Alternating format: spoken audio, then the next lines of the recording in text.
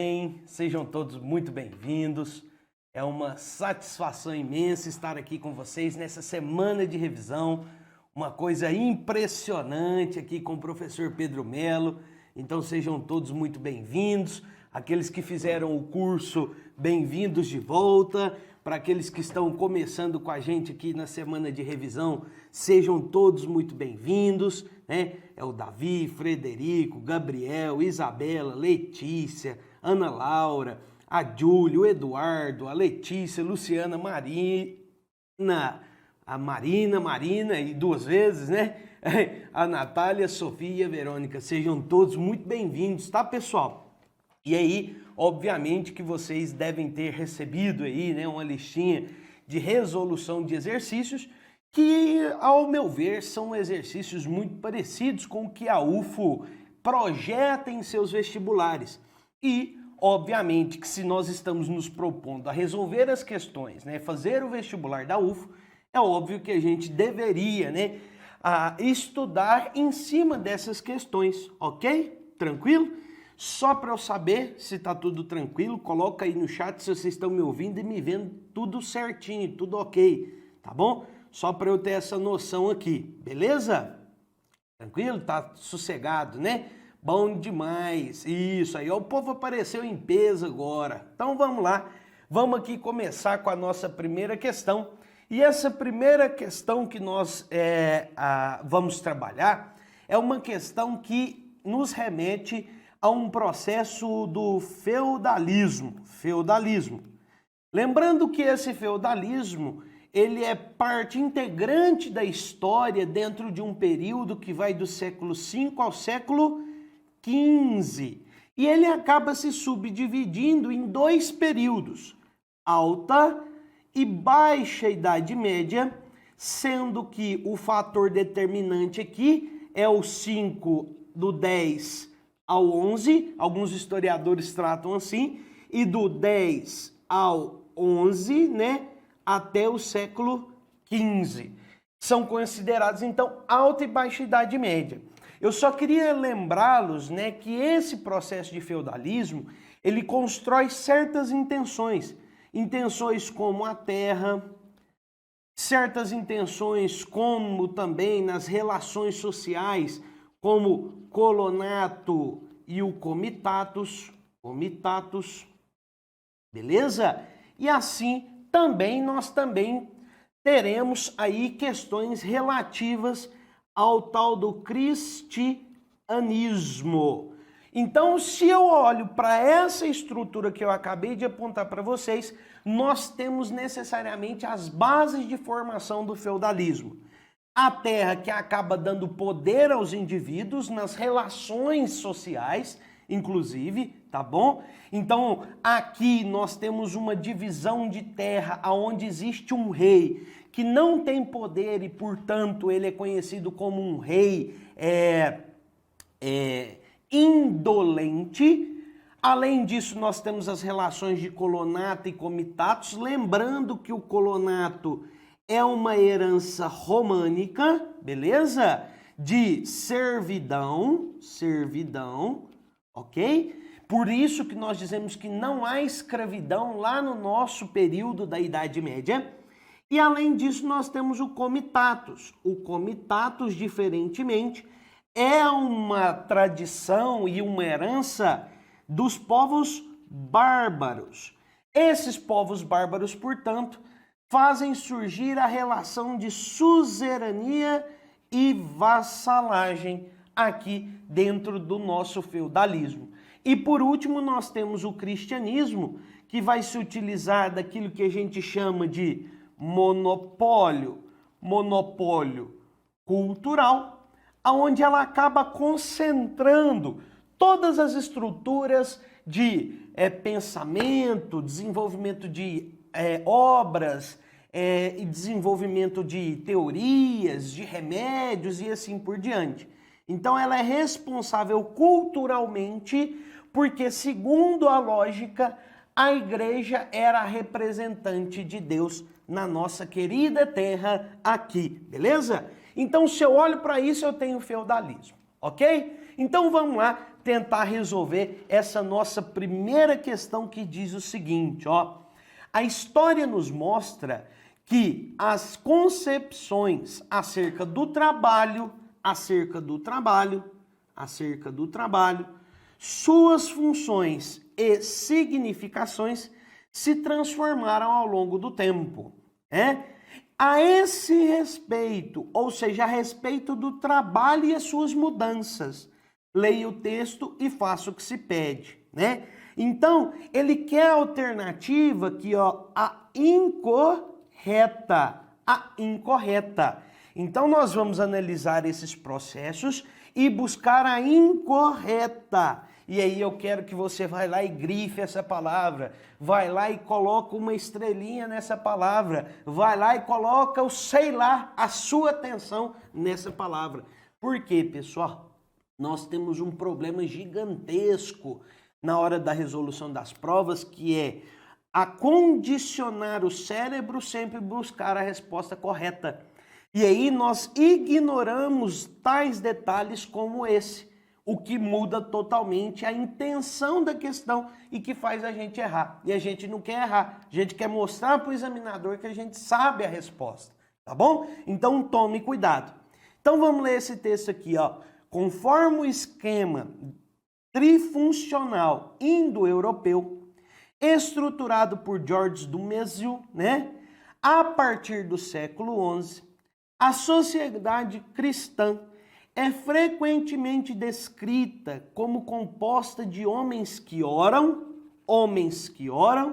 de homens que guerreiam e, enfim, dos homens que trabalham, laboratores, na época essencialmente camponeses. Mesmo que vários textos enfatizem que os laboratores são inferiores aos oratores e os belatores, o surgimento dos trabalhadores no esquema constitutivo da sociedade exprime a promoção do trabalho e daqueles que a praticam. E aí, olha só, às vezes eu não entendi nada, às vezes eu estou com um problema em chegar à conclusão da nossa questão. Eu sempre vou olhar o quê? A nossa referência do texto. E aqui nesse caso, né, se eu não soubesse do que ela estivesse falando, eu logo veria o nome do Jacques Legoff, que é um historiador que dedicou a vida dele ao estudo, portanto, da Idade Média. Então eu já consigo me situar de alguma maneira aqui dentro da nossa questão, tá bom? Então o Jacques Legoff é um cara que sempre aparece nos estudos de Idade Média, beleza? Então, pela análise do trecho que nós acabamos de ler, é incorreto afirmar que, vamos lá, a crise do feudalismo a partir do século XI promoveu alterações na mentalidade medieval acerca do trabalho. Ok, tanto é que a partir do século XI nós temos o aumento do excedente de produção. Esse excedente acaba indo para as cidades e lá se formam o quê? As primeiras câmaras de ofício de trabalho. Ofício de artesãos, ofícios de pequenas manufaturas ainda muito arcaicas, mas ali nós temos a mudança do trabalho agrícola primário com a terra para o trabalho, obviamente, de artesanato beneficiando a matéria-prima. Então isso está correto. Uma vez que, mesmo depreciado, reconhecia-se a sua importância para a própria existência do mundo feudal. Então ele está dizendo assim, ó, mesmo que esse trabalho tenha sido alterado e tenha se criado essas novas fontes de emprego, elas não eram as consideradas as mais importantes. Ou seja, elas ficavam em segundo plano, assim como as cidades também ficavam em segundo plano lá nas mãos do nosso querido senhor feudal. Existia a cidade, teacher? Existia. Só que ela tinha prestígio? Não tinha, porque ela acabava estando sob égide, vontades do senhor feudal. Assim com o trabalho. Qual que é o trabalho mais importante? Aquele exercido pelos nossos queridos laboratores lá no sistema feudal, dentro do feudo, com o trabalho com a terra, produção agrícola e tudo mais. Beleza? Então, nessa perspectiva, nós temos aí a depreciação, sim, desse trabalho em relação ao trabalho que era produzido dentro do feudo. Portanto, essa alternativa está correta. E aí, essa é a nossa resposta? Não é? É a nossa resposta, tranquilo? Podemos seguir adiante? É a nossa resposta?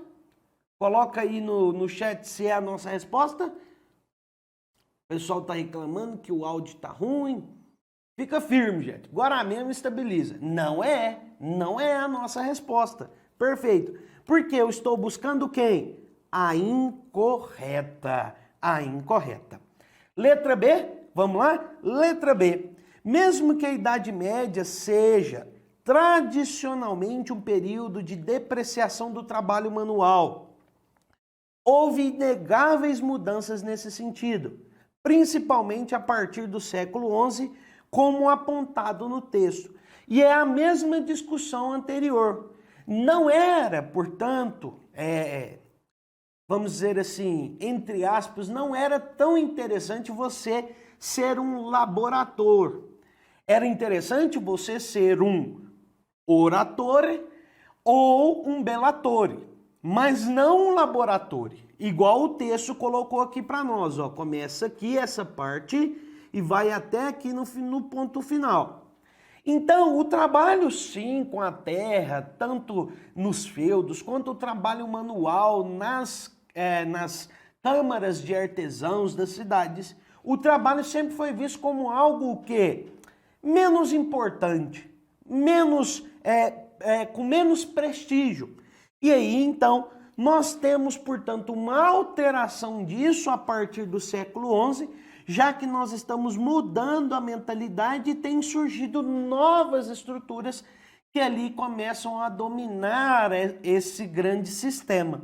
Então, letra B também está correta, portanto, não é a nossa resposta. Letra C. A letra C diz assim, ó, os belatores, terceira ordem feudal, responsáveis pela defesa dos camponeses. Aí eu já te pergunto, quem é responsável pela defesa de alguém dentro do sistema feudalismo? Aí nós temos aqueles que oram, que são a igreja, né? Que são os padres, os clérigos, então o cristianismo. Aqueles que, obviamente, né, guerreiam, então os que guerreiam, que são, né, os suzeranos mais os vassalos, e aqueles que trabalham. Quem são esses? Os nossos queridos servos. Essa é a estrutura. Eu te pergunto, quem é responsável pela defesa dos camponeses ou pela defesa do sistema feudal? Aqueles que guerreiam, tá bom? Então, vamos lá. Eles eram responsáveis, né, pela defesa dos camponeses, os belatores, determinavam todas as concepções acerca do trabalho. Olha só o problema. Determinavam todas. Cuidado com palavras generalizantes. Todas, nunca, sempre, às vezes. Então, tomem cuidado com essas palavras. E aí eu te pergunto, quem é que tem a responsabilidade para olhar para a sociedade? Não é a igreja, não é o cristianismo? Então as concepções acerca do trabalho vêm daqueles que são os belatores ou daqueles que são os oratores? São dos oratores, pessoal. Portanto, a resposta da nossa questão é a letra C. C de como é bom acertar uma questão de história, como é bom ser aprovado, como vai ser gigantesca a minha festa de aprovação, beleza? Só para nós finalizarmos aqui, eu quero te lembrar que existe uma doutrina que justifica isso que nós acabamos de discutir, que é justamente o quê? A teoria da Santíssima Trindade. Ou seja, toda a sociedade, ela é organizada sob a perspectiva do quê? Da trifigura do cristianismo. Aqueles que oram seriam o representante do Pai, aqueles que trabalham e que são próximos das figuras de Deus, relativamente, nós temos aí a perspectiva, né, do que são os filhos, e aqueles que são representantes do Espírito Santo, já que um dos dons do Espírito Santo era a proteção, que é justamente o quê? A figura dos senhores feudais, tá bom? Então, nós temos essa estrutura. A Verônica diz assim, ó, na alternativa que fala que os camponeses são donos da terra, quem eram os donos na verdade? Ou era tudo comum? Ou as divisões feudais, ou as divisões feudais? Bom, a gente tem que entender o seguinte, nós temos que entender o seguinte, Verônica, que a nossa estrutura de pertencimento da terra, ela vai dizer muito sobre a estrutura do feudo. Os camponeses, eles não eram donos de terra. Tanto é que nós temos um termo utilizado para esses servos, que é nobres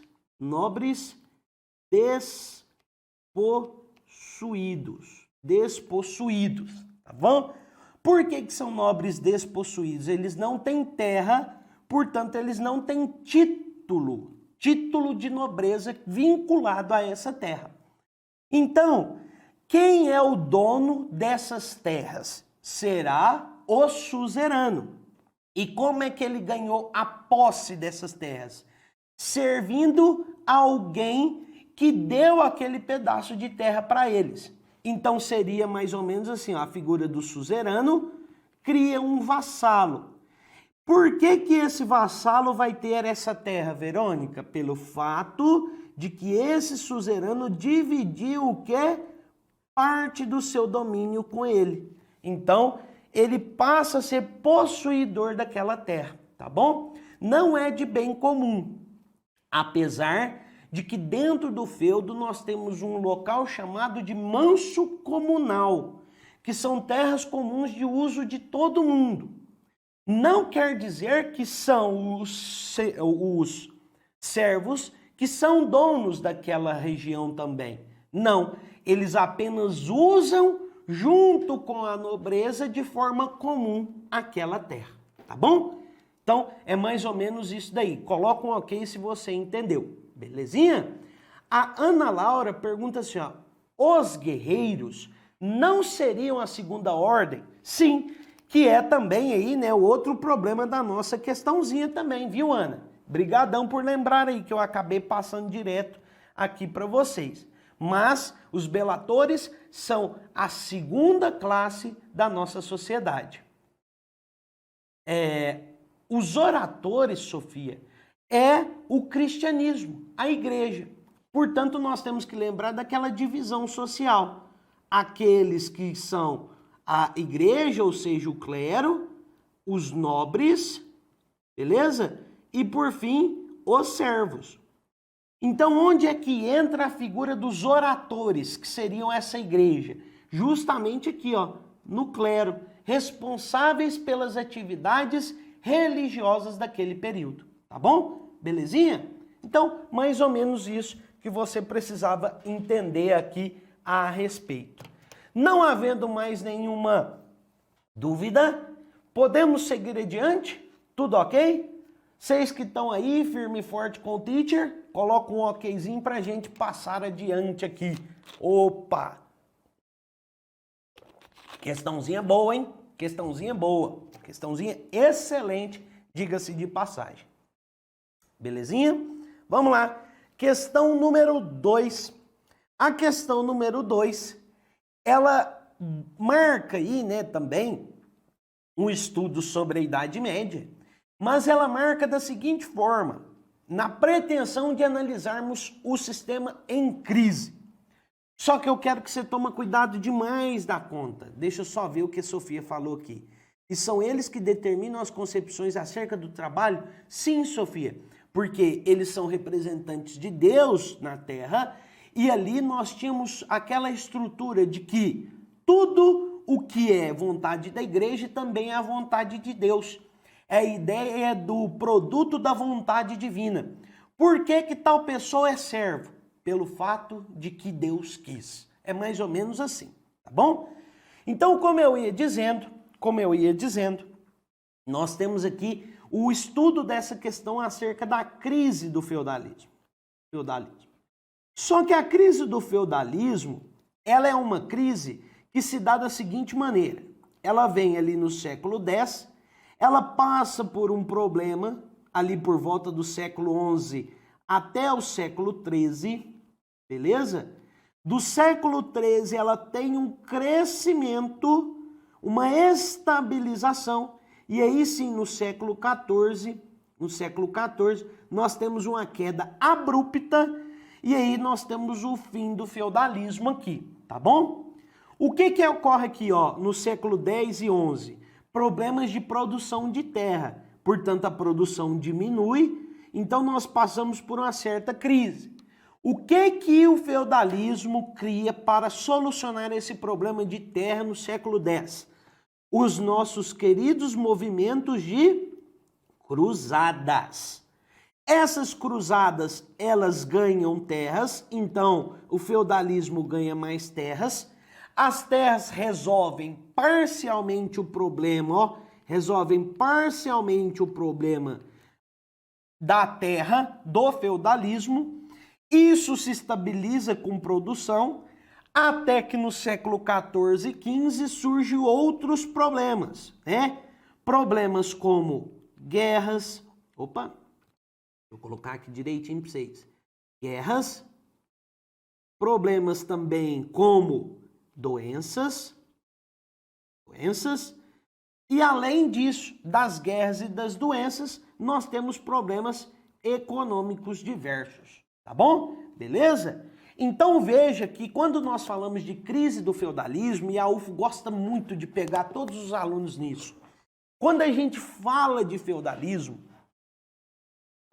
da crise desse feudalismo, as pessoas tendem a pensar somente em uma queda constante. Mas não, é mentira, isso é uma falácia. Se você pegar uma questão que trabalha disso, você faz em questão vagabunda, não presta isso não, tá? Por quê? Porque em determinados momentos da crise do feudalismo, nós, apesar de estarmos em crise, tivemos um crescimento. Então, nós delimitamos o século X ao século XV como crise, mas não quer dizer que é uma queda constante. Porque, como eu mostrei para vocês, ó, nós tivemos até uma certa recuperação econômica a respeito. Então, toma muito cuidado com isso, tá bom? Muito cuidado mesmo. Então, vamos lá resolver a nossa questão aí. Acerca da chamada crise do século XIV, assinale a alternativa correta. Assinale a alternativa correta. O final do milênio medieval costumava ser visto sob a forma de uma crise profunda e generalizada. Brutal a mortalidade provocada pelo bacilo da peste espalha-se rápida e massivamente. Os doentes sucumbem em alguns dias, sem remédio e nem alívio possível. Então, olha só, ele está falando da doença, que é a peste, tá bom? Hoje, o termo peste negra está em desuso, porque nós sabemos que essa ideia de peste negra remete a um preconceito existente a respeito, né, da cor da pele e tudo mais. Então, são questões de discussão racial. Então, hoje nós falamos peste bubônica, tá bom? É o melhor termo que nós usamos, beleza? E olha só, ele diz aqui, ó, sem remédio. O quem era responsável pela farmácia, vamos dizer assim, pela medicina? Não era a igreja? Não era a igreja? A senhora era a igreja, porque ela tinha o tal do monopólio cultural. Ai, mas essa porra de igreja não fez o remédio, não? Não fez. Chegou lá e falou assim, pecadores sucumbam à ira de Deus. Ah, pronto, meu amigo, meu amigo. Você imagina aquela cambada de gente com fome, cheia de doença. Você acha que chegar um cara e falar para você que você é um pecador e que você tem que sucumbir à ira de Deus, você ficaria tranquilo? Óbvio que não. Tanto é que um dos efeitos dessa peste é justamente o início dos questionamentos. É a partir daqui que surge um pensamento importantíssimo, o tal do humanismo. Porque o homem começa a potencializar aquilo que ele tem, potencializar as suas condições. Então, o humanismo passa a ser aqui mais intenso a partir desse período aqui que a igreja apenas condena e não age. Ok? Então fica aí essa mensagem gravada no seu coração. No dizer das testemunhas, toda a organização social, até os laços familiares, foi violentamente perturbado. Então, nesse período, além de todos esses problemas, nós temos os problemas nas relações sociais. Relações sociais. Por quê? Primeiro, problemas com violência no campo. Problemas de guerras, a guerra dos 100 anos.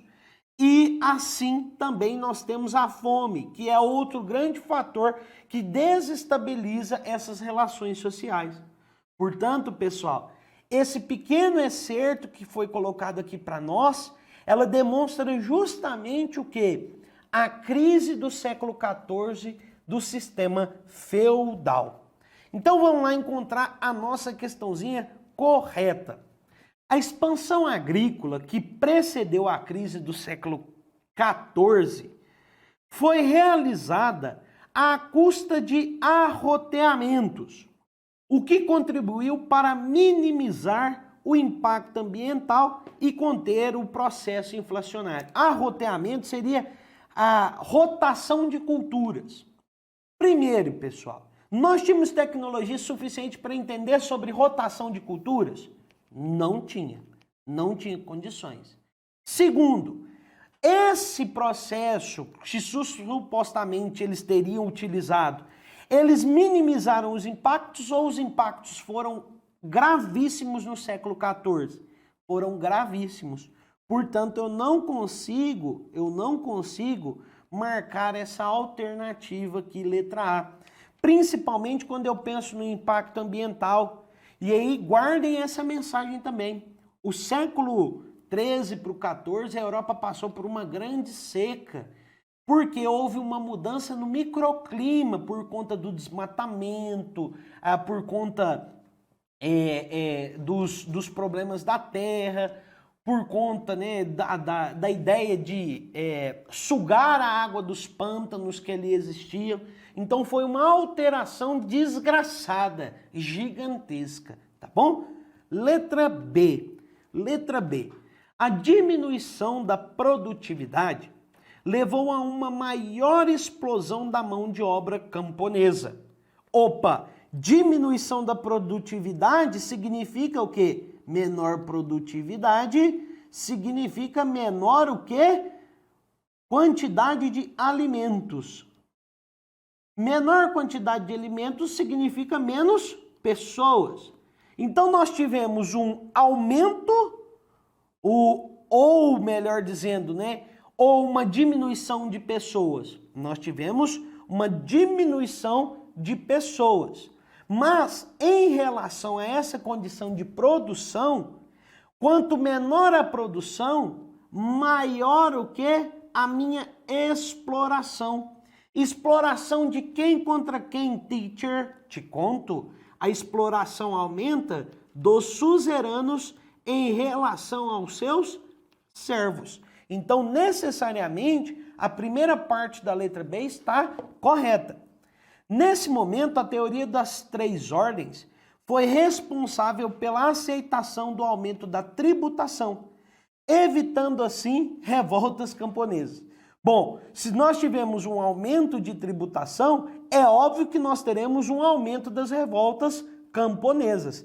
Então não evitou-se, apenas agravou-se esse fenômeno, tá bom? Então é uma relação inversamente proporcional aqui. Como assim, professor? Quanto maior a exploração, maior... vai ser proporcional, né? A relação proporcional. Quanto maior a exploração, maior a revolta das pessoas, tá bom? Letra C. Os deslocamentos de camponeses que fugiam para as cidades ajudaram na eliminação da epidemia nas zonas rurais. Bom, pessoal, quando nós tivemos o advento da peste, a peste, ela se espalhou com maior intensidade no campo ou na cidade? Coloca no chat aí para mim. A peste se espalhou com mais intenção, com mais agressividade no campo ou na cidade?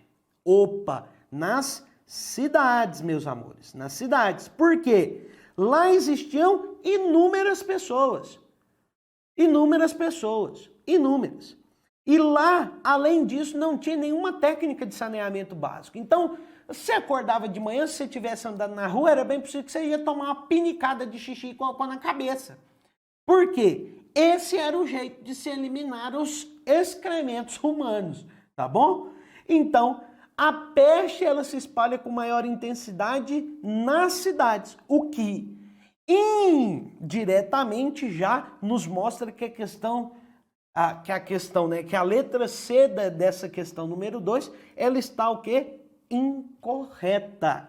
Então, a chegada dessas pessoas nas cidades, elas serão responsáveis pelo aumento das epidemias nas cidades. E mais do que isso, pessoal, independente se foi a saída ou não desses servos para as cidades. Os campos, por conta da sua individualidade, o seu isolamento, tinha a dificuldade de transmissão dessa epidemia. Portanto, a letra C não tem essa eliminação da pandemia no campo, não é por conta da saída dessas pessoas, não. É por conta do isolamento, por causa das particularidades de cada feudo. Então, a letra C também não é uma possível resposta. E aí, obviamente, que sobrou para nós a letra D de deu bom, deu nome na lista de aprovação, hein? Nesse contexto, a fome e as epidemias contribuíram para o processo de desintegração do feudalismo, o fortalecimento do poder dos reis, ou seja, a aproximação da burguesia com os reis aqui, que aos poucos foram tomando para si a autoridade administrativa e militar até então em mãos dos senhoriais. Esse fenômeno de centralização do poder já começa a ocorrer no século XI, lá em Portugal. Tanto é que ele tem aí as condições necessárias para navegar no século XV, antes mesmo de outros países, como, por exemplo, essa condição política de centralização. Tá bom? Belezinha? Então, questãozinha número 2, Jaz, tranquilo? Podemos seguir adiante? Coloca um ok aí pro teacher, para a gente poder seguir adiante. Muito bom, muito bom. Questãozinha número 3. Análise de texto e imagem. Essa imagem aqui, pessoal, ela vai já nos remeter a um período da nossa história. Que período é esse? O Renascimento cultural. Renascimento cultural. Lembrando sempre que o renascimento cultural, pessoal, é um fenômeno de evolução de técnica artística. Então, toda vez que eu falo de renascimento, eu estou falando de evolução da técnica. Senhor, por que a obra então é tão bonita? Porque ali se desenvolveu o quê? Se desenvolveu uma técnica tão apurada que faz aquela imagem, aquela obra, seja escultura, seja um texto, seja aí uma pintura, tão bela, tão perfeita. Portanto, o Renascimento é uma proposta de evolução técnica artística, tá bom? Beleza? É aqui que surgem, por exemplo, técnicas de profundidade, técnicas de sombra e luz, questão de cores, tá bom? E aí nós temos uma série de características desse Renascimento. O humanismo, que nós já discutimos, o antropocentrismo, que é o homem no centro dessas relações. Esse homem acaba pensando, que é o racionalismo. Esse homem busca bases de produção técnica artística, que é o classicismo. Ou seja, olha só, a utilização do arco romano, né, das colunas gregas, e assim por diante. Nós também temos o individualismo, porque a sociedade está caminhando para uma sociedade burguesa. Nós também temos aí, né, além desse individualismo, o hedonismo, que é a busca pelo prazer próprio. E como que se busca esse prazer? Em cima da minha evolução da técnica, das minhas relações, ok? Beleza? Então tudo isso está relacionado aí à nossa estrutura de condições de renascimento. E esse quadro aqui ele é conhecido como a Escola de Atenas. Ao centro nós temos quem? Aristóteles e Platão. Olha aqui mais uma vez o classicismo em torno dessa estrutura, né? Então veja que tudo isso remonta para a gente fatores de rompimento com a Idade Média, né? Que pelo Renascimento passou a se chamar Idade das Trevas, e agora nós temos uma outra estrutura de produção, uma que não é planificada, que não é marcada por formas geométricas, não, agora é tudo muito mais rebuscado, tecnicamente apurado, beleza? Então vamos lá, a imagem acima, a Escola de Atenas, é considerada uma das maiores obras de arte renascentista. Foi elaborada sob a forma de afresco. O que é afresco? Você vai lá e passa uma mão de gesso na parede, tá bom? E em cima dessa parede você faz uma pintura a óleo, é mais ou menos isso. Realizado entre os anos de 1506 e 1510, sob a encomenda do Vaticano, E olha só, quando ele fala encomenda, significa que nós teremos investimentos. Como que se chama o investimento dentro do Renascimento, meus amores? Mecenato. O mecenato, portanto, é um investimento da aristocracia daquele período na produção artística. E quem que é a aristocracia? A igreja,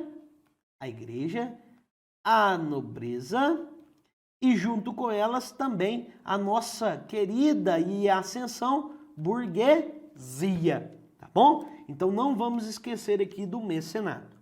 Para ornar um dos aposentos do palácio principal, Rafael Sanzio soube representar de modo magistral o espírito dessa época. No centro do afresco, as figuras de Aristóteles e Platão, bem como de outros sábios da antiguidade, tá bom? Beleza? Então, vá lá, considere e marque a correta.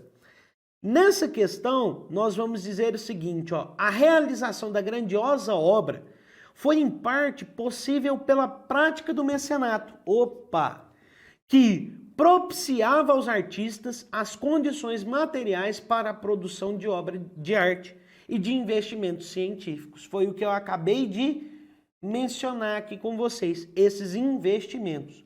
Então a questão número 1 está correta. E olha só, por técnica de resolução de questão, nós já temos o quê? 50% de chance de resolver aqui a nossa questão e acertá-la, hein? Olha só, vamos lá. A técnica da perspectiva, a valorização do volume dos corpos pelo contraste claro e escuro. Olha só, claro escuro. Claro, escuro, perspectiva. E a utilização no original de cores vivas, coisa que não era usada durante a Idade Média. Era tudo em tom muito pastel, muito cor creme, sabe? Era muito muito de uma única cor, né? Então monocromático, muito nesse sentido, tá bom? Beleza? Revelam preocupação em representar as pinturas de forma mais realista possível, né? Que é a ideia do antropocentrismo. Portanto, a questão número 2 também está correta, ó. Então, uma questão relativamente tranquila, a de aprovados nós estamos. Eita, felicidade danada, só. Vamos ver as outras alternativas aqui. Apesar da crença em um conhecimento racional do mundo, os intelectuais desse contexto acreditavam na existência de Deus, isso está correto. A ideia do ateísmo, ela só vem na contemporaneidade e as bases desse ateísmo estão somente lá no iluminismo. Iluminismo com uma proposta chamada de deísmo, tá bom? Então, não acreditar em Deus é um fenômeno iluminista, que dotou o homem de raciocínio para desvendar as leis do universo. Perfeitinho. Questão alternativa 3 está correta. 4. Os intelectuais renascentistas buscaram inspiração nos padrões estéticos e nos conhecimentos produzidos clássicos greco-romanos, arco, coluna e tudo mais da antiguidade. Portanto, também está corretíssimo. Beleza? Então, questãozinha número 3, gabarito, letra A. Belezinha? Algum problema com essa questão, letra A? Ou questão número 3, letra A? Podemos seguir adiante? Ok? Muito bom. Então vamos seguindo aqui. Vamos dar continuidade ao nosso estudo. Questão número 4 aí do seu material. Em relação aos movimentos religiosos, portanto, nós vamos trabalhar o quê?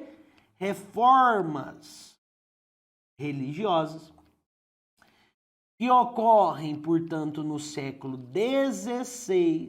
E aqui eu quero pedir um negócio do fundo do meu coração para vocês. O examinador sabe que você conhece demais, que você estudou demais, que seu cérebro é uma máquina assim maravilhosa. E aí ele vai ter que criar uma alternativa para colocar você em dúvida. Toda vez que a gente fala de reforma religiosa, vocês acabam pensando lá no século XI, no ano de 1054, no período chamado Cisma do Oriente, aonde nós temos a divisão da igreja cristã em duas outras igrejas cristãs mais católicas, a apostólica romana do Ocidente e a ortodoxa grega do Oriente. Então, quando eu falar de reforma religiosa, eu estarei apontando para vocês o século XVI. Não confundam isso. Reforma religiosa é só no século XVI. E quais são as reformas mais lembradas aí, né? O nosso querido luteranismo,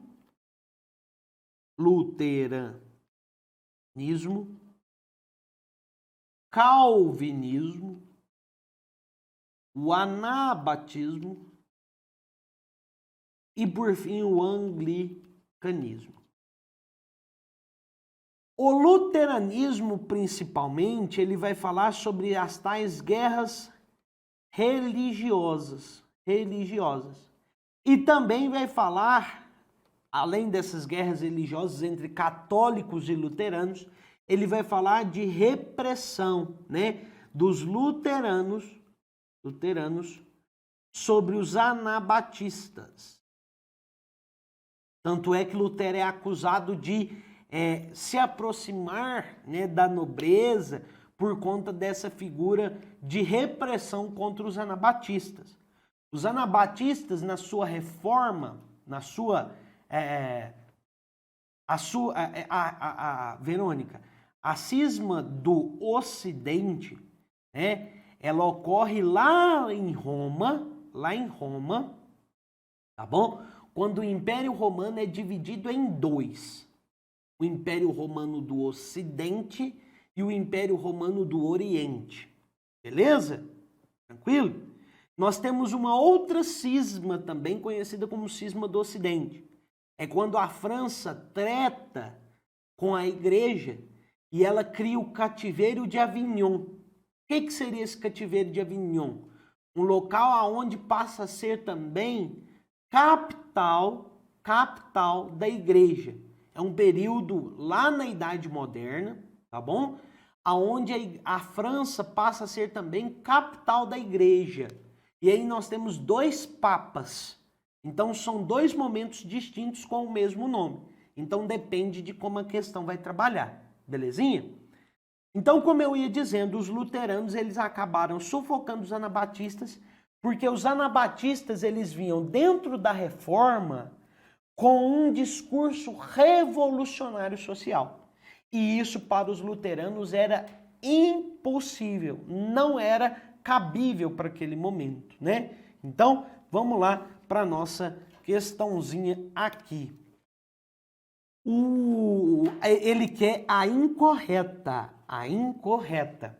O ódio contra o clero, muito extenso, desempenhou seu papel. A cobiça, o endividamento e os cálculos políticos também devem ser levados em conta. Mas a mensagem dos reformadores respondeu: isto é indubitável. Há uma intensa sede espiritual que a igreja oficial foi incapaz de satisfazer. Os pregadores da reforma não necessitaram de nenhum apoio político para atrair seus partidários, ainda que esse apoio se fizesse necessário para consolidar os resultados alcançados pelo ataque inicial dos profetas.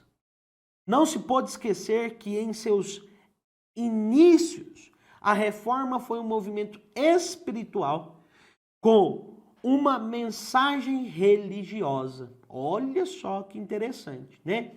E por que a reforma aconteceu, pessoal? Porque o clero, ele passava por uma crise tanto moral quanto também intelectual.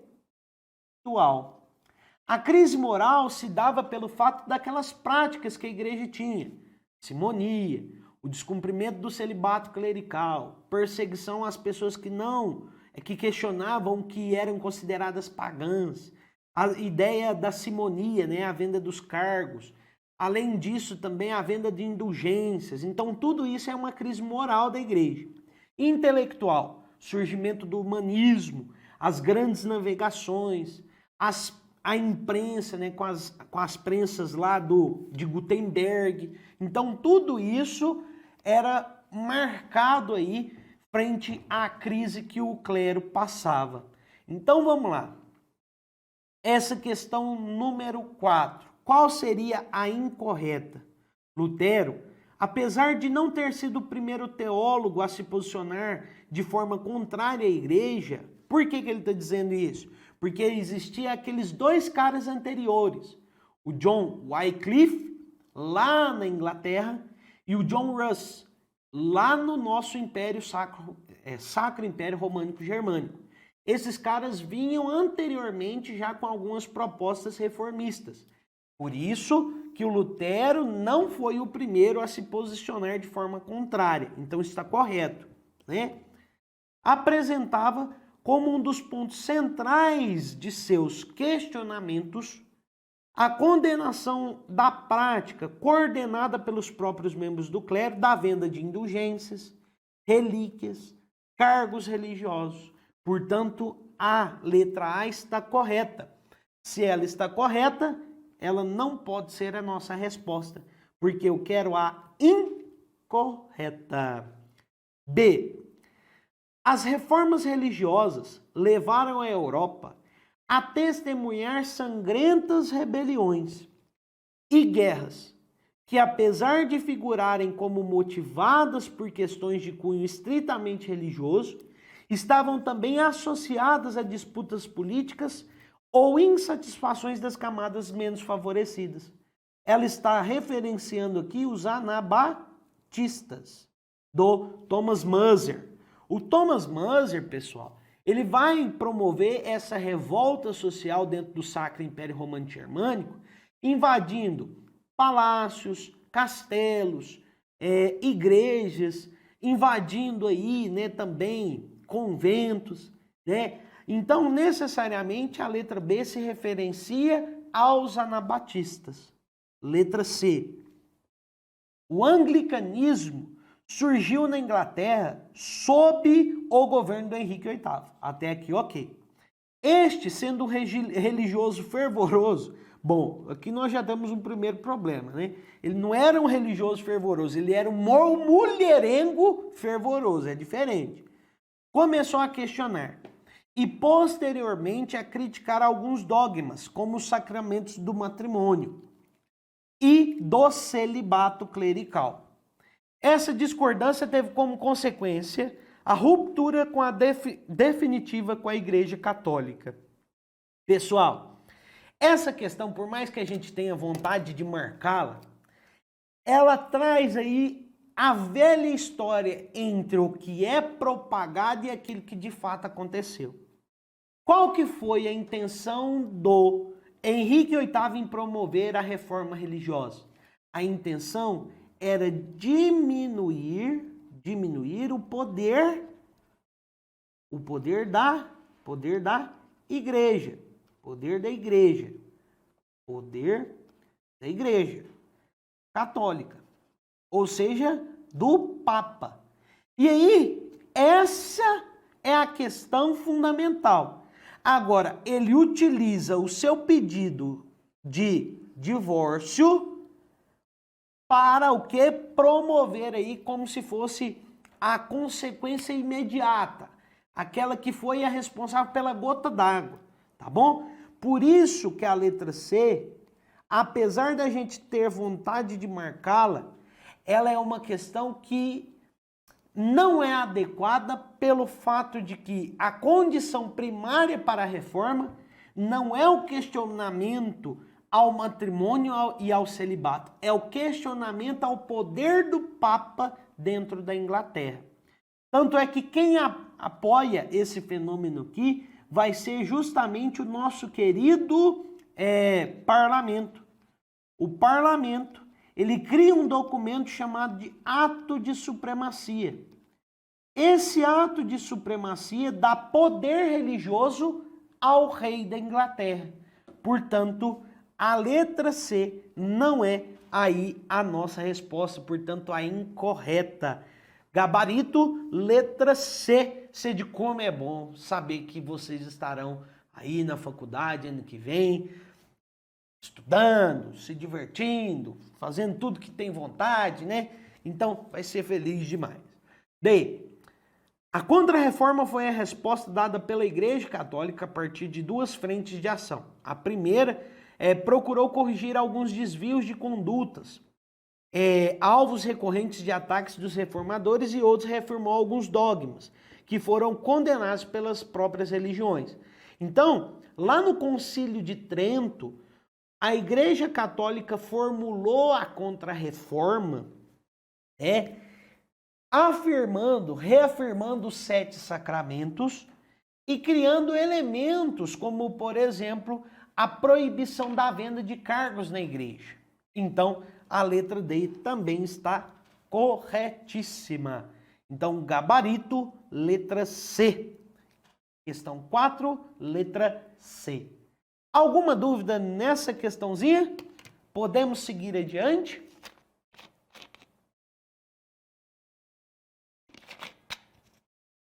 Coloca um ok aí pro teacher. Tá todo mundo aí? Feliz da vida? Opa, muito bom. Vamos seguindo aqui adiante então, pessoal. Assinale a alternativa que corresponde corretamente ao conjunto de ideias relacionadas a época e história retratada aí, né? Questão número 5.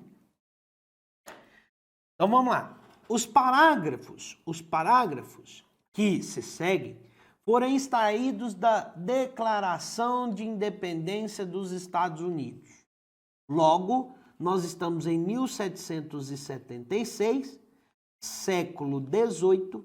Se eu estou no século XVIII, qual que é o período que nós estamos estudando? O Iluminismo, o século das luzes. Assinado pela unanimidade dos representantes políticos das 13 colônias, no segundo Congresso Continental da Filadélfia, no ano de 1776.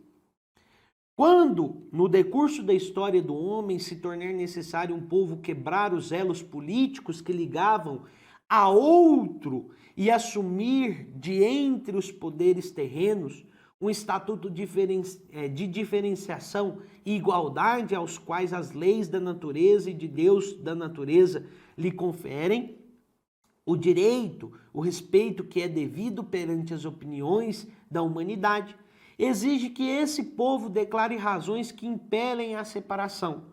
O povo tem nesses princípios e organizando os seus poderes do modo que lhe pareça mais adequado à promoção de sua segurança. Esse princípio aqui é um princípio de um cara conhecido por todos nós, chamado de John Locke, que diz que toda vez que uma sociedade está descontente com os seus governantes, está descontente com aqueles que estão no poder, ela tem o direito de os retirarem de lá. Tipo impeachment? Não tem nada a ver. Aqui é uma outra história. Aqui é, através de elementos políticos necessários, se essa sociedade em conjunto acredita que não é mais representada por aquele governo, ela tem o direito de romper com ela, né? Esse é um princípio do Locke, diga-se de passagem, tá bom? Beleza? Então vamos lá. Assinale a alternativa que corresponde corretamente ao conjunto dessas ideias aí. O liberalismo, enquanto doutrina, defendia a menor intervenção possível do Estado na condução da política da sociedade. Primeira coisa, dá vontade de marcar, não dá? Dá vontade demais da conta, porque de fato, o liberalismo ele fala sobre essa menor intervenção do Estado. Mas é uma menor intervenção do Estado aonde? Na economia. Porque o Estado ainda vai existir nas atividades políticas. Portanto, a letra A não dá para marcar por conta dessa falta de menção de economia, né? A menor intervenção do Estado quanto ao liberalismo será o quê? Na economia e não nas atividades políticas, tá bom? B. O racionalismo científico, renascentista, atribuía ao homem o poder de conhecimento e intervenção tanto na natureza como na condução política das sociedades. Bom, está correto? Está correto. Só que nós estamos falando do renascimento ou do iluminismo? Nós estamos falando do iluminismo, teacher. Então, questãozinha braba, ó. Letra B, não dá para marcar. Porque o período histórico apresentado não é do Renascimento, e sim do Iluminismo. Mas a B está correta, professor? Está correta. Está correta. Mas se ela estivesse em contexto de resolução de questão de Renascimento e não de Iluminismo. C. O nacionalismo partia do pressuposto que a lealdade do indivíduo ao Estado-nação deveria estar acima dos interesses pessoais ou dos interesses determinados dos grupos. Primeiro problema, o nacionalismo, ele não é uma proposta do iluminismo. Ela é uma proposta lá do imperialismo adiante. Tá bom? Esse é o primeiro problema. Mas caso eu não lembrasse disso, teacher, qual outro problema que essa questão traz? Quando, a questão da lealdade do indivíduo ao Estado, ele passa aí, em cima daquilo que nós consideramos interesses pessoais.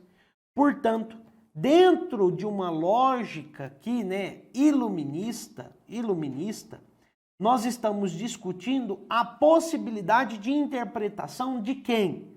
Daquilo que nós consideramos particularidades.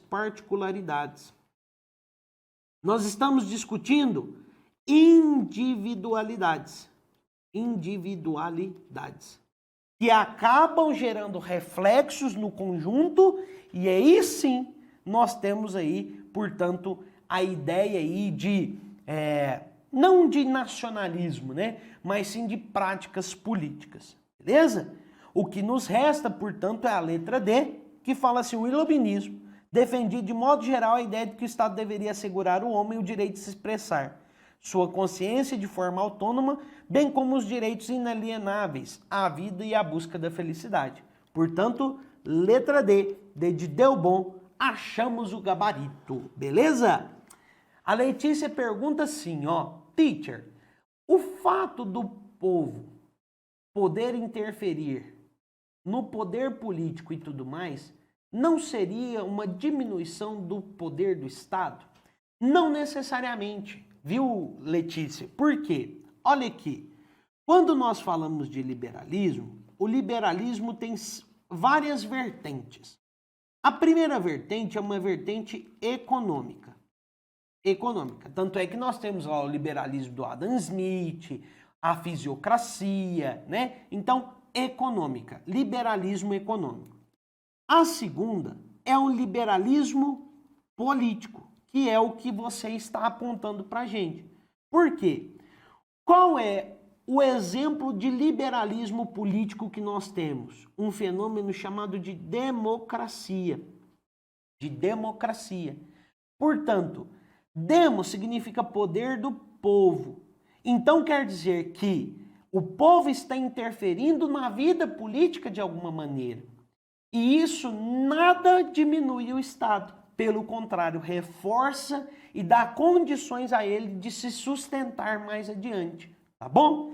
E por último, uma última base do liberalismo seria o liberalismo social,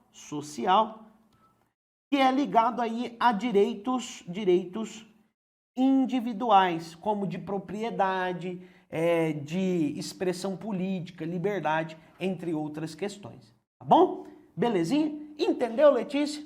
Se você entendeu, coloca um joinha aí pra gente continuar o nosso estudo aqui. Passarmos a questãozinha número 6. Tamo junto, Letícia. Vamos lá. Questão número 6. Questão número 6, pessoal, diz assim, ó. Considerando a passagem acima, a alternativa que indica corretamente as características do período a que Dickens se refere, né? Então vamos lá. Entre 1837 e 1839, o escritor inglês Charles Dickens publicou o romance Oliver Twist. Abaixo estão reproduzidos os primeiros parágrafos desse texto de Dickens. Dentre os vários monumentos públicos que enobrecem uma cidade, de Inglaterra, então já grife aí, Inglaterra, cujo nome tem a prudência de não dizer e a qual não quero dar nome imaginário, existe comum à maior parte das cidades grandes ou pequenas, é o asilo da mendicidade. Lá, em certo dia, cuja data não é necessário indicar, tanto mais que nenhuma importância tem, nasceu o pequeno mortal que dá o nome a este livro. Muito tempo depois de ter o cirurgião dos pobres da paróquia introduzido o pequeno Oliver neste vale de lágrimas, ainda se duvidava se a pobre criança viveria ou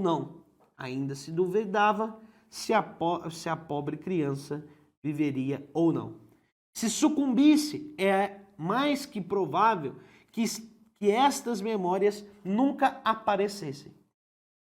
Ou então, ocupariam poucas páginas e deste modo teriam a inapreciável mérito de ser um modelo de biografia mais curioso e exato que nenhum país em nenhuma época jamais produziu. Senhor do céu, que texto difícil de entender, pelo amor de Deus. Calma, calma o coração, né? A questão foi bondosa com a gente. Nós estamos estudando século XIX aqui. Século XIX, portanto, tudo que vem no século XIX acaba sendo referência ao século XVIII, acaba sendo referência aí às condições que existiam. O que no século XVIII e XIX foi muito intenso, quando nós falamos que se duvidava da vivência de uma criança, da Inglaterra e de mendicidade e tudo mais. Nós temos aqui, portanto, o quê? A ideia da revolução industrial. Essa revolução industrial trouxe inúmeros problemas, como a pobreza, os vícios, né? Os problemas de desemprego, crise, né? Então tudo isso está relacionado aqui de alguma maneira à Revolução Industrial. Então, ele quer que você marque a alternativa que indica esse período. Vamos lá. Crescimento urbano e pobreza que acompanhavam o desenvolvimento material da Revolução Industrial. Eu odeio essas questões que o gabarito é letra A, né? Letra A de aprovados vocês estão, meus amores.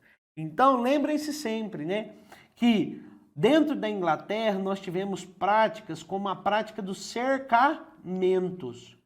Os cercamentos promoveram o tal do êxodo rural.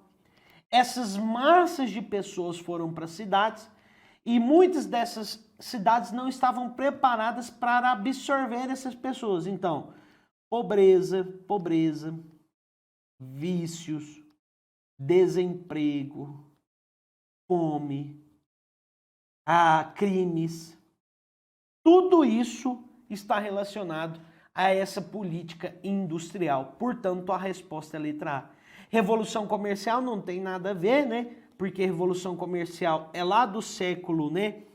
Do século XI, com a perspectiva da abertura das rotas comerciais de longa distância, tá bom? Beleza? Reforma protestante também não tem nada a ver, né? Porque ele não faz nenhuma referência a Deus, a não ser aí essa condição que ele fala sobre esse vale de lágrimas aqui, ó, vale de lágrimas.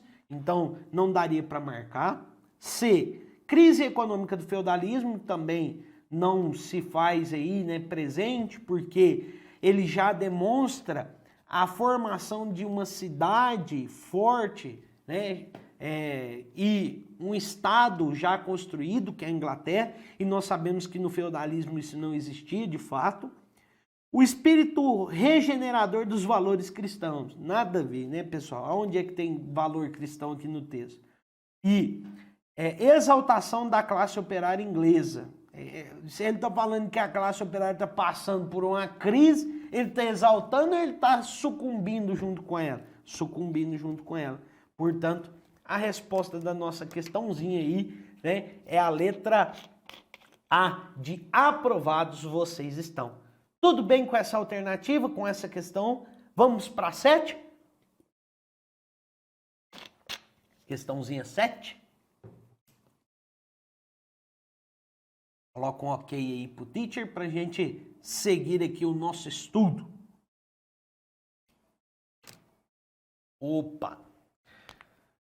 De boas, né? De boas. Tranquilo. Então vamos seguir aqui, né, meus amores? Considerando as afirmações sobre imperialismo e neocolonialismo. Aqui eu queria gastar um pouquinho de tempo, mas a gente está com o horário apertado. Mas eu vou gastar esse tempinho porque meu coração sempre pede para mostrar isso para vocês e isso acaba aparecendo nas provas. Que é o quê? A ideia do colonialismo versus o neocolonialismo. O colonialismo, ele ocorre no século XV, através de um fenômeno chamado de expansão marítima. O neocolonialismo surge no século XIX e o evento que marca essa neocolonização é o imperialismo, ok? Quais são os países responsáveis pelo colonialismo inicialmente? Portugal, Espanha, mais tarde um pouco Inglaterra e França. Quem são os países responsáveis pela neocolonização? Inglaterra, França,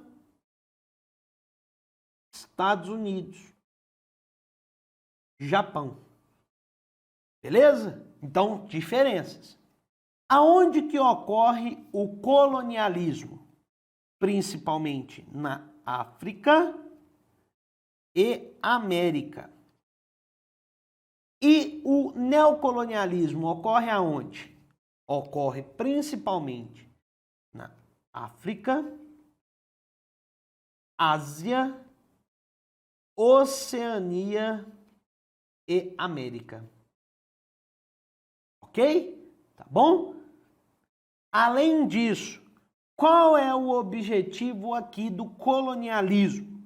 O objetivo é formar colônias,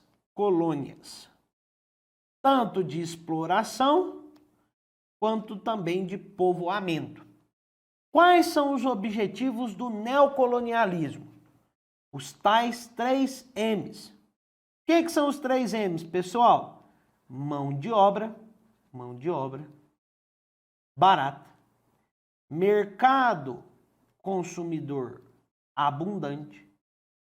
E além disso, da mão de obra e do mercado, nós também temos aí a busca pela matéria-prima. Então, toda vez que você vai resolver uma questão que fala sobre colonialismo, porque ele pode usar esse termo também para o neocolonialismo, eu tenho que ficar muito atento para pegar o quê? O feeling da questão. Se ela está apontando para você para uma questão mais voltada para o século XV, comercial e tudo mais, você trata desta forma. Mas se ele vai tratar de outra maneira, falando de mão de obra livre, não escrava, vai falar sobre mercado consumidor e etc., você vai falar do neocolonialismo. Tamo combinado? Anota isso daqui num cantinho aí da sua questão, da sua prova, do seu caderno que você vai fazer, porque isso daqui costuma aparecer nas provas da UFO, tá bom? Beleza? Então vamos lá, a respeito do imperialismo e neocolonialismo do século XIX.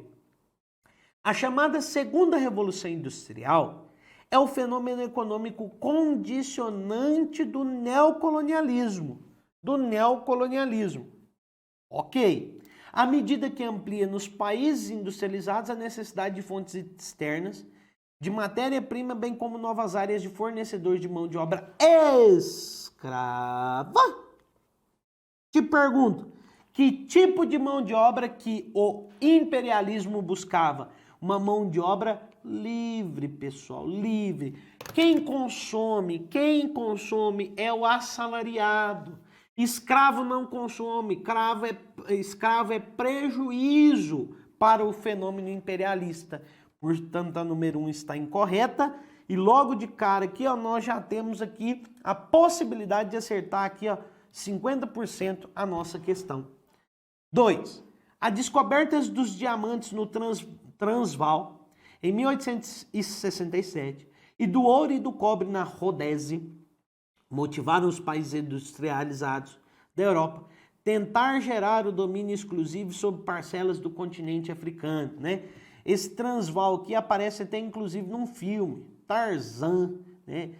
A Bélgica que promoveu principalmente a exploração desses diamantes, né? E o ouro na Rodésia é na África, tá bom? África, salvo engano, África do Sul. Então, basicamente aí nós temos essa estrutura como corretíssima. Então, a alternativa 2 está correta. Não dá para eliminar aqui, ó. Pela lógica, não dá para eliminar, né? Então, vamos lá. A Conferência de Berlim, convocada por Otto von Bismarck, fixou regras para a chamada Partilha da África, as quais favoreceram a Alemanha e a Itália. Ó, até aqui está correto. Mas quem é que sai dominadora da África dessa reunião, dessa Conferência de Berlim? Pessoal, não é nem a Alemanha e nem a Itália. Quem sai aí poderosíssima disso é justamente a Inglaterra. Portanto, a alternativa número 3 está incorreta. Se está incorreto, o gabarito é letra D. D de como vai ser louca a nossa festa de aprovação, de tanta felicidade que nós teremos, né? O Japão e os Estados Unidos, olha só! Como potências não europeias, participavam ativamente da corrida imperialista, buscando estabelecer áreas de influência colonial ou semicolonial em guerras contra a Rússia e a Espanha, respectivamente. A Guerra Russo-Japonesa, lá em 1905, no pré-Revolução Russa, e nós também temos aí a crise com as Antilhas, onde os Estados Unidos promovia certo apoio às independências da América Espanhola, tá bom? Então, nós temos aí alternativa letra D. Algum problema com essa questão? Fala aí pra mim que você entendeu o colonialismo, neocolonialismo, que tá de boa aí no seu coração tudo isso. De boas. Bom demais, pessoal. Vamos seguindo aqui, portanto. Considere a afirmativa abaixo sobre a chamada Guerra Fria. Guerra Fria, né?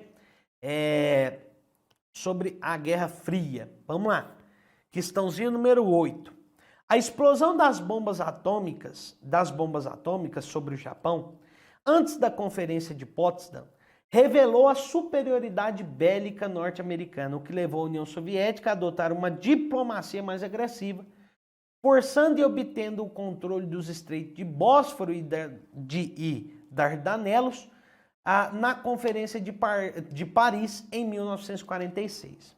Primeira coisa, pessoal, né? Senhor do céu, o que é que você está falando essa questão? Pelo amor de Deus, calma.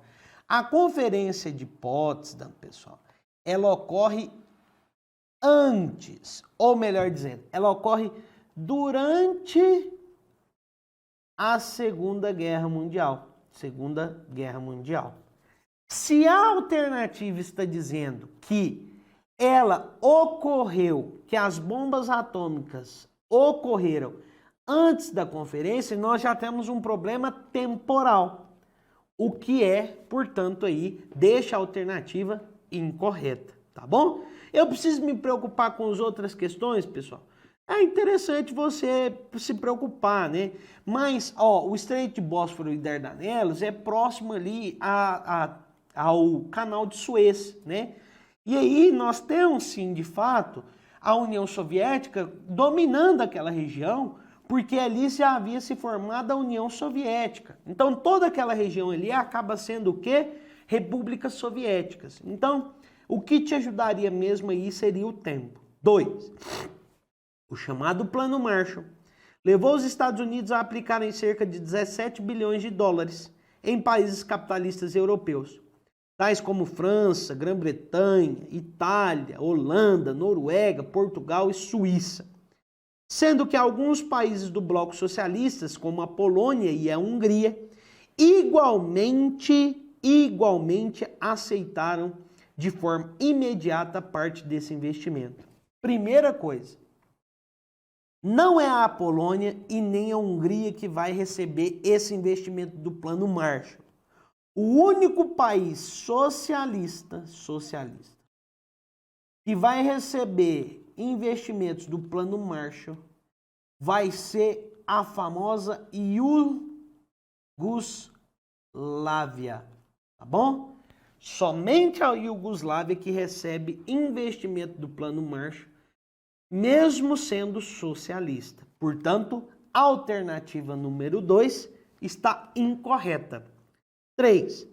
Ao fim da guerra, na região dos Balcãs, de significativa relevância estratégica, apenas a Grécia e a Turquia escapavam do controle da União Soviética. Perfeito, porque ali nós tínhamos um rolo compressor soviético dominando toda aquela região, em que pese o forte empenho dos partidos comunistas desses países na disputa interna desse poder. Essa daqui é a única alternativa correta, inclusive letra C. Sede como é bom saber que meu nome estará lá na lista de aprovação. Questãozinha aqui, pessoal, nível difícil, tá bom? Coloquei aí só para dar um choquinho de realidade a vocês, para vocês verem aí que de vez em quando pode aparecer questões que a gente não consiga resolver. E tudo bem não conseguir, tá bom? Nós somos seres humanos, nós não sabemos tudo, né? Então, esse tipo de questão aqui demandaria um estudo muito mais aprofundado. E aí você vai perder 5, 10, 15 minutos fazendo essa questão? Não vai, você vai passar para frente, sem dor no seu coração, tá bom? Belezinha? Questãozinha número 8 já. Vamos passar para as nossas questões objetivas escritas. Vamos lá, discursivas. Coloca ok aí para mim se vocês entenderam as questões objetivas, se ficou alguma dúvida, algum problema aí para trás. Tudo bem? Vamos lá então, né? Vamos lá. A questão diz assim, ó, caracterize o momento social e econômico porque a França passava no período a que se refere no texto. Logo de cara, ó, se ele está falando 1789, nós estamos falando de quem? Revolução Francesa. Se é para caracterizar um momento social e econômico, você tem que dizer o seguinte, que na condição do momento social, a França passava por intensos problemas no campo e também nas cidades. O campo passava cada vez mais a produzir menos por uma série de problemas agrícolas e ambientais. E além disso, né, uma usurpação, impostos muito pesados sobre essa condição social dos povos. E econômico, né? A França, né, passava por um problema econômico de empréstimos estrangeiros e a assinatura de tratados desiguais com a Inglaterra, como, por exemplo, o Tratado de Eden-Renenval, que praticamente, né, penhorou todos os investimentos da França para pagar os bancos ingleses. Então, você precisava apontar e explicar isso. Aponte e caracterize, né? Então, caracterizar é essas duas condições. B.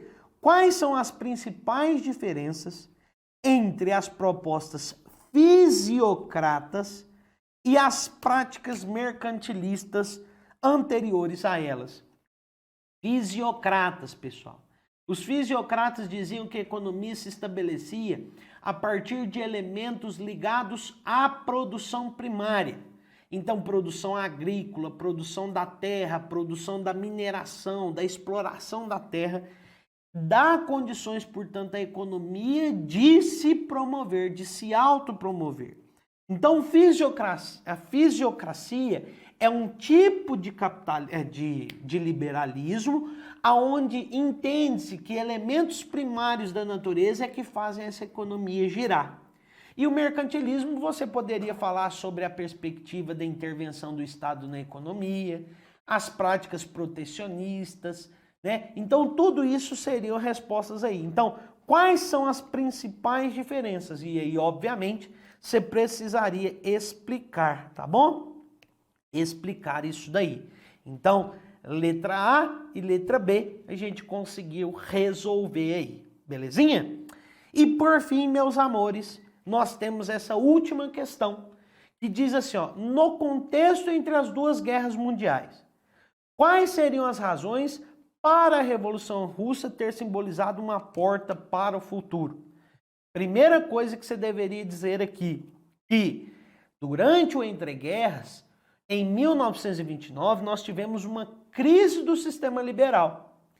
E, obviamente, que discursos que dessem alternativas a essa crise do liberalismo seriam muito bem-vindos.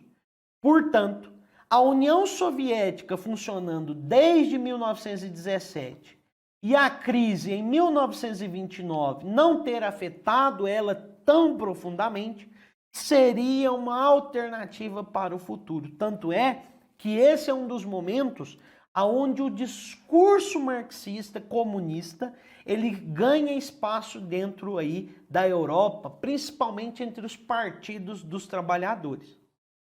B. Identifique 2 fatores que levaram à derrocada dos regimes socialistas em 1989. Indicar significa que você tem que apontar e explicar, tá bom? Não é só polar não, viu? Trem. Aí vocês me matam com isso. 2 motivos.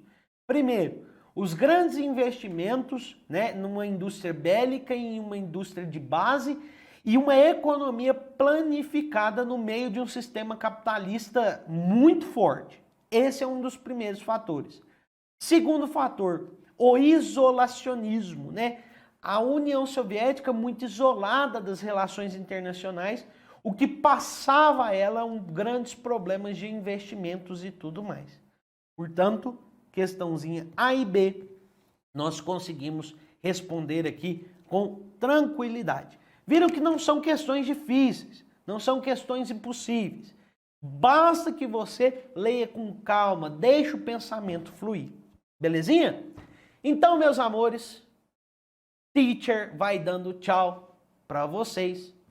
Agradeço imensamente cada um de vocês e desejo que lá na hora da sua prova você tenha condições de tranquilidade, de paz, de sensação de dever cumprido, meus amigos. Porque a caminhada não foi nada fácil nesses últimos tempos. Pandemia, grandes problemas, né? E aí só o fato de vocês chegarem e se estarem dispostos a fazer uma prova, vocês já são assim extremamente vitoriosos. Então fica aqui o meu agradecimento por essa manhã, né? Um beijo no seu coração, boa prova, seja feliz e depois manda mensagem aí que vocês foram aprovados. Alô? Fui, beijo do professor.